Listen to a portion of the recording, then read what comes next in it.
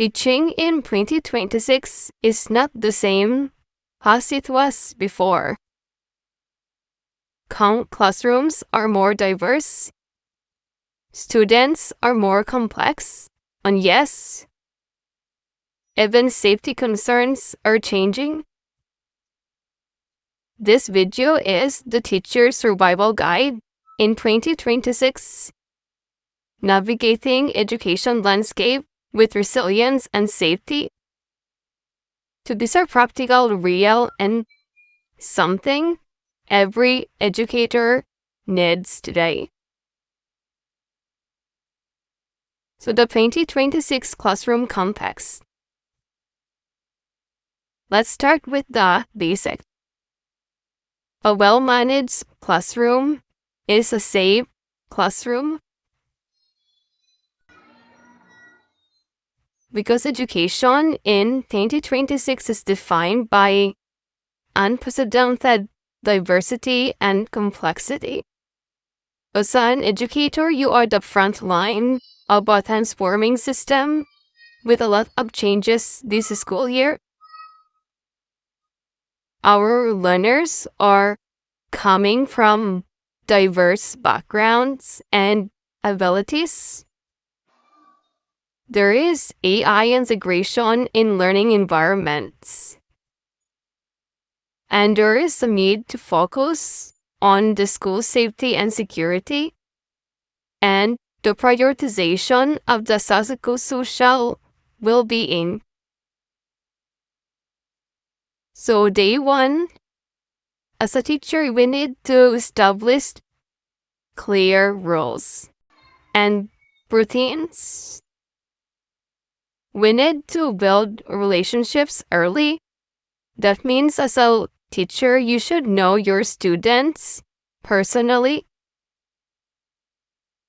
and watch for behavioral changes. If a learner is always silent, if there is aggression or withdrawal. So in today's learning environment, small signs matter. Students who feel seen and supported are far less likely to act out in harmful ways.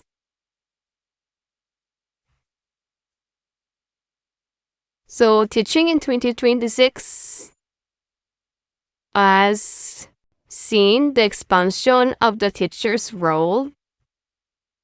So teacher now blends instruction, leadership, mentorship, and safety preparedness in the dynamic classrooms.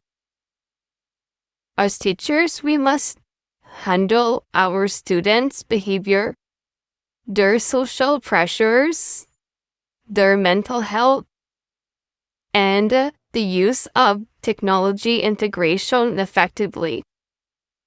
We have depth policies on the use of cell phones in the classroom. They can be used, but they should be guided according to the policies. There's limited use of cell phone. Building confidence and safety. A teacher should have the calm, authority, consistency, and compassion. Create secure and productive learning environments. So this is the reality of modern teaching. So we have now complex classroom dynamics. Our classrooms involve the exposure of digital apps, applications, social media, family stressors.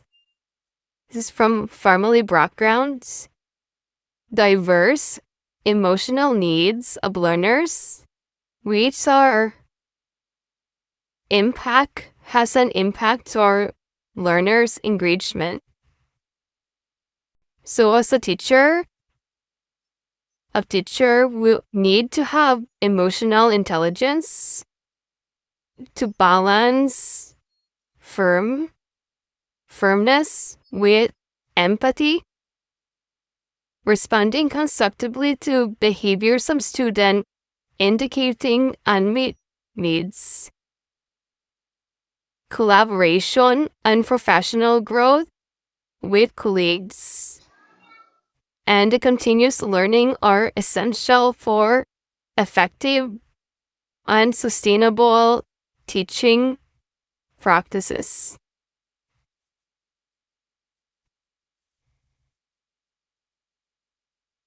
So the first line of safety is the classroom control.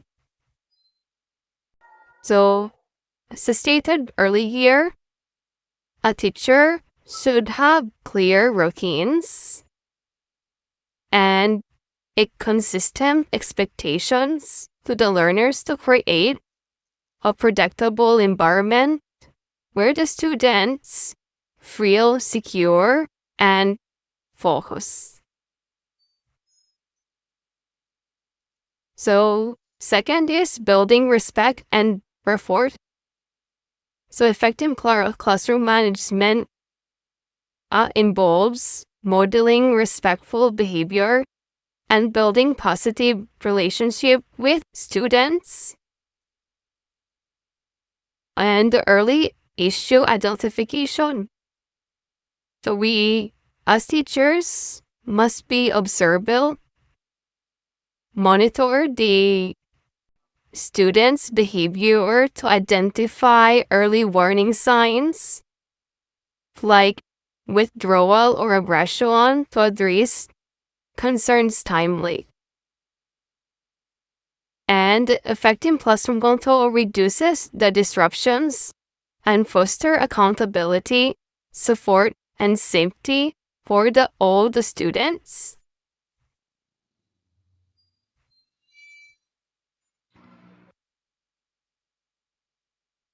Then we have situational awareness.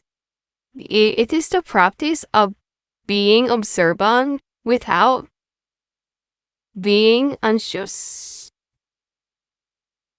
So being a teacher now means being observant.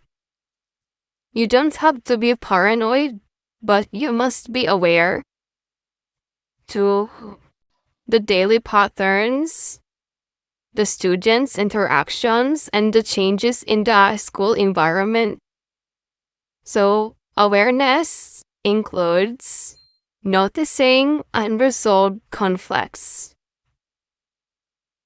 unusual behavior, or tension among the students.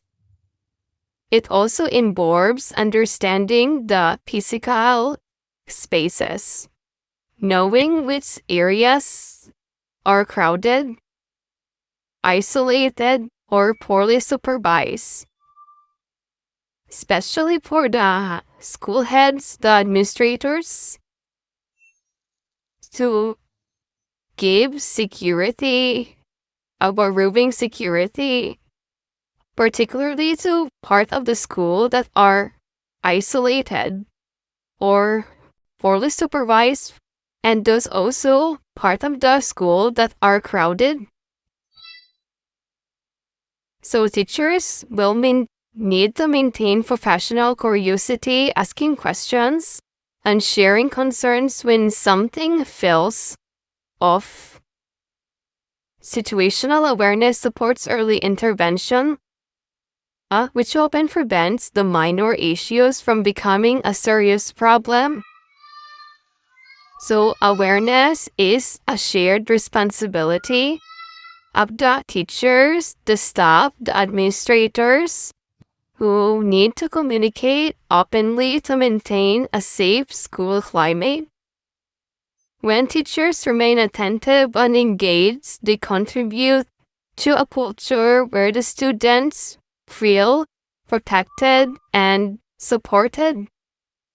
So daily, as a teacher, you need to ask yourself, who is acting different today?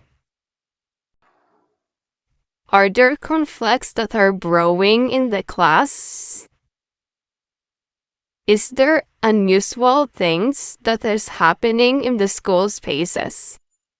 Also, a teacher should know also and give guidance to fellow colleagues and the learners where is the school's emergency exits.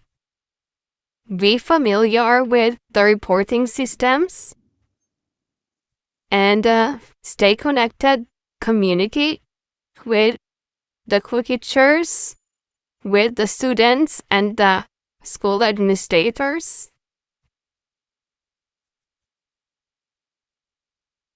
So we have BRD understanding the school safety systems. So we are, as a teacher, we need to be familiar with the safety protocols, the emergency exits, the lockdown procedures, the evacuation plans, and reporting channels. So just like we have earthquake drills, fire drills, this will help the students to remain calm during tensions. Understanding how to contact, how to document the concerns, and when to escalate issues, ensure timely responses.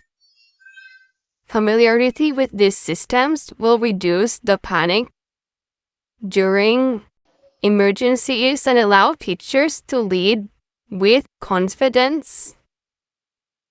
So, the preparation will empower the educators to act decisively. We might now include drills during shootout, and not only earthquake drills, fire drills. I think because of the recent schools shooting in the Philippines, we might as well include the drills when there are penetrators who are firing guns inside the school. Then supporting the student mental health. So student mental health plays a significant role in behavior, learning, and overall safety. Teachers are often the first adult to notice the signs of distress, such as persistent sadness, irritability, or social withdrawal. Creating a classroom culture that values respect and open communication will encourage the student to express their concerns. Teachers should listen actively, avoid judgment, and recognize their professional limits. Serious concerns must be referred to guidance counselors, guidance advocates. For administrators, promptly supporting mental health does not require teachers to be therapists. It requires awareness, empathy, and appropriate action. When students feel supported emotionally, they're more likely to engage positively and less likely to opt out in harmful ways.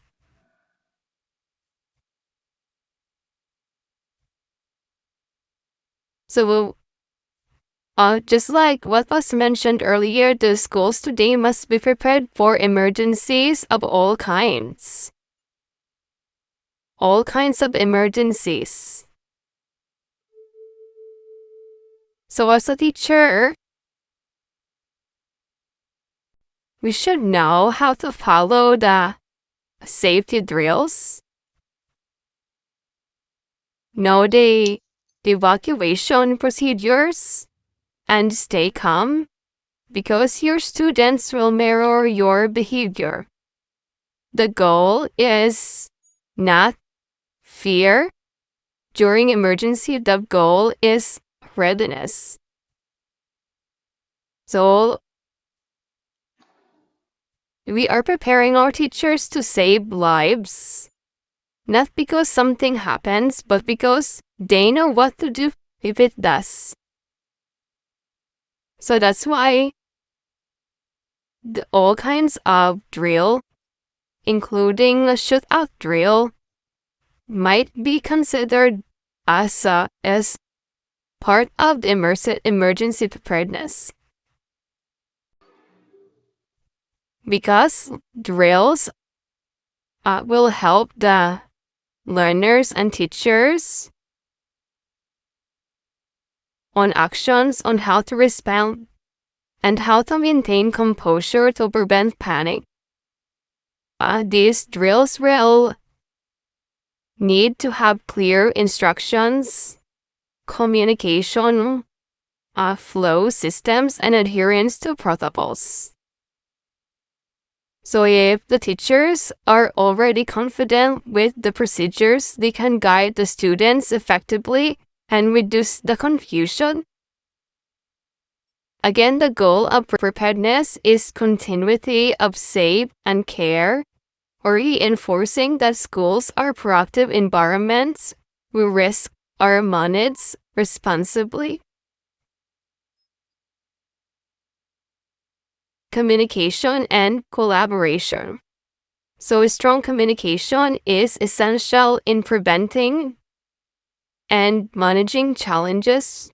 Teachers should establish open lines of communication with the parents, colleagues, and administrators early in the school year.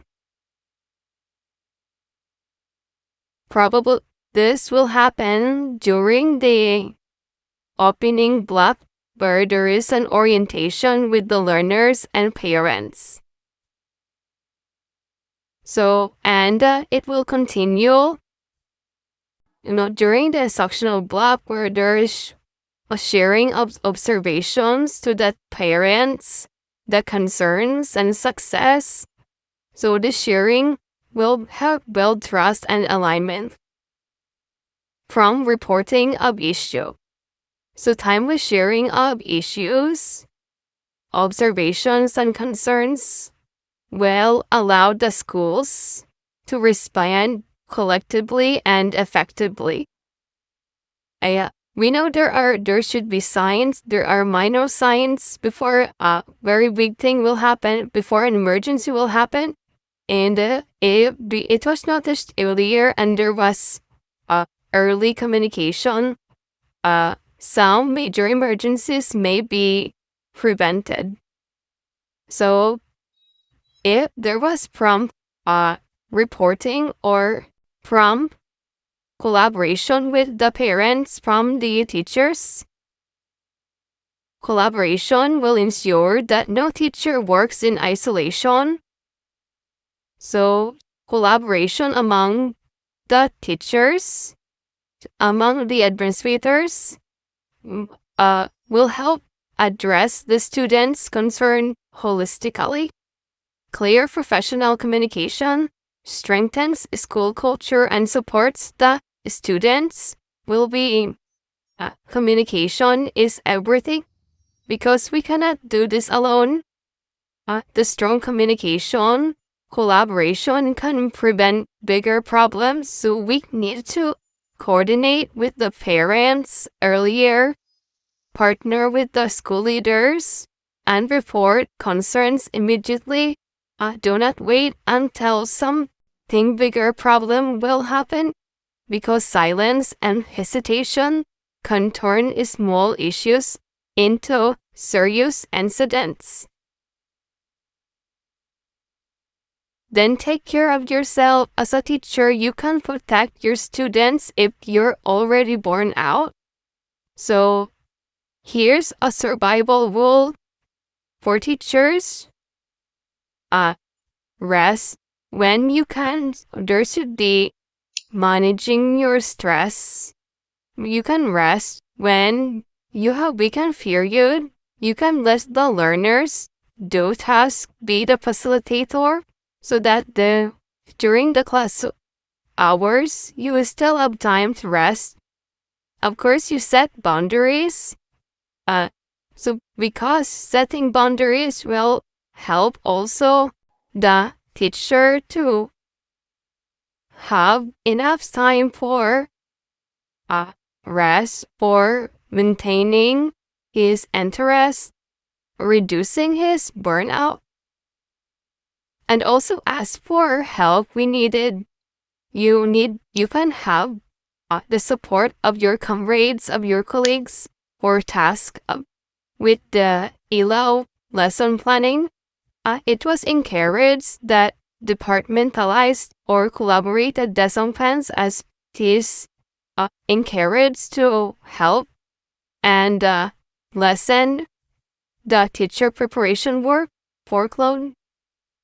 Being a teacher today is demanding, but you don't have to carry it alone if you are able to take care of yourself and to protect your self-care and ask help from your colleagues. So there is an importance of maintaining your teacher well-being.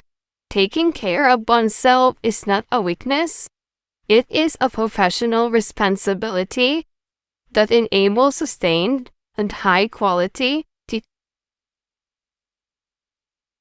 Of course, we have the learning continuity framework.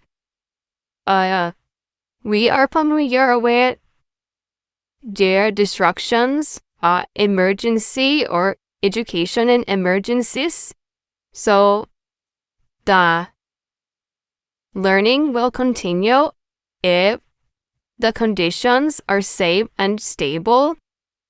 Then we have PNI or SN, fixable pace during mild disruptions, which the mode of delivery can be in online or blended delivery shifts.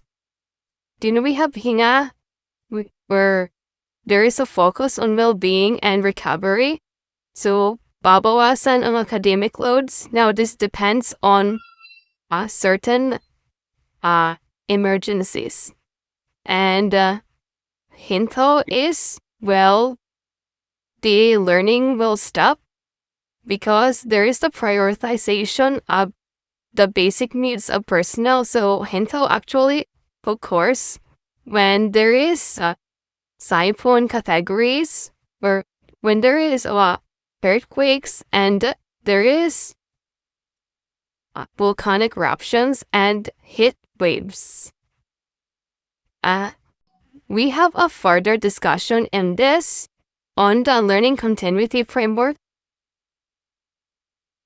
So as we have discussed earlier, safety is not a drill, it's a daily mindset. The Philippine context requires readiness for natural disasters and human-induced incidents. So based on the recent actions and the events, we have the need to update our learning continuity plan. Most of the schools have already submitted the learning continuity plan, but they have not introduced the concepts of with related incidents on shooting inside the school.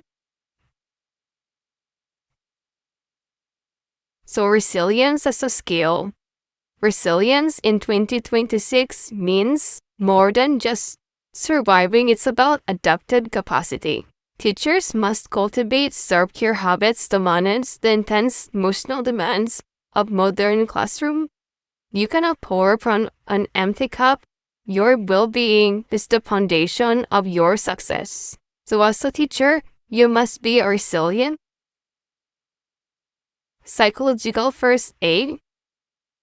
Recognize that behavior is often a reflection of the hidden stress. So we need to apply the look, listen, and link principle to support the students that are facing crisis. So by looking, just by being observant, and you ask questions. When you ask questions and just learner will answer, you need to listen, and based on their responses, we need to link to provide solutions. We collaborate with stakeholders that can provide support to the students that are facing crisis. We have DSWD, that the department that can provide psychosocial, psychological first aid, creating safe spaces. As a teacher, we need to establish a classroom culture where check-ins are regular. That means we ask the learners how do they feel each day, and encourage an open dialogue about safety and feelings without judgment. So we have also these trends, the curriculum and the workload. Of course, this school year is the last phase of the implementation of the revised K-10 curriculum. There is a shift towards an outcome-based preparation and digital resilience.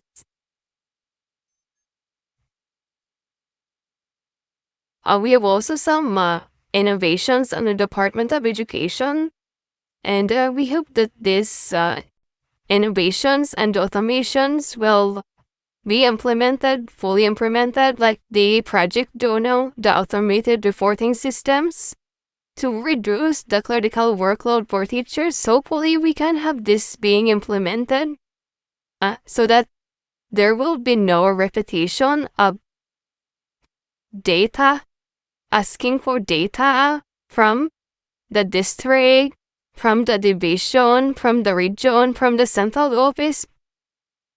All this data gathering can actually, it's one of the activities, the data gathering, that is disrupting the classes. Digital modules, this is a good, this should be implemented if the Philippines will move into the 21st century age of learning, that we have smart monitors, smart TV, smart classrooms that can utilize interactive displays and personalized learning paths. Right now we have, of course, the internet, and we can utilize the videos, the audio visuals, and the like that can actually help the teachers to the teaching and learning process. Then we have the Educahon.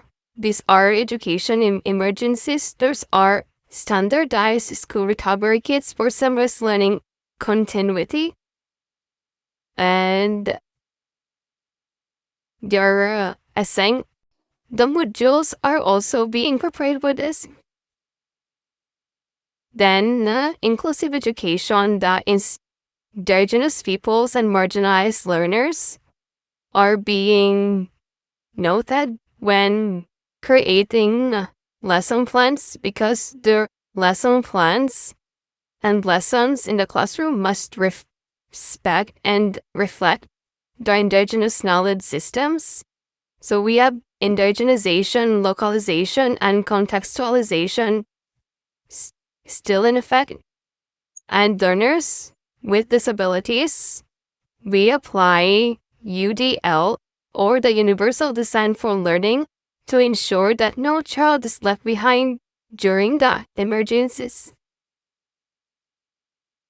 Community and partnership, of course, there is a need to continue the linkages partnership with the community.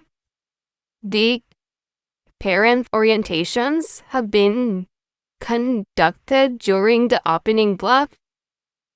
The coordination with the local government unit, and mapping the stakeholders who can provide support to the schools. Support emergency response checklist. So these are the needed before The key actions for teachers or before we need to the DRRM coordinators are to update the learning continuity plan and orient the parents. So every school should have the emergency call list. Then during the emergency, we activate the appropriate alert level hinahimto and the protocol manual is required. Then after the crisis or the emergency, we conduct psychosocial check and assessment of damage. We have psychological first aid kit. Then after that is the recovery, we transition back to higher remedial learning paths to digital modules or EduCount. So the final message, teaching in 2026 demands awareness, adaptability, and compassion. New teachers are not expected to have all the answers, but they're expected to lead with responsibility and care. By building structured classrooms, staying observant, supporting student well-being, and collaborating with others, teachers create environments where learning and safety coexist. Confidence comes from preparation, reflection, and connection. When teachers remain calm, informed, and human, they shape classroom that empower the students and strengthen school communities. This revival guide is a reminder that great teaching is not about perfection, but about presence, preparedness, and purpose. Thank you so much for listening. Mabuhay po tayong lahat. Questions? You can write it in the comment sections below.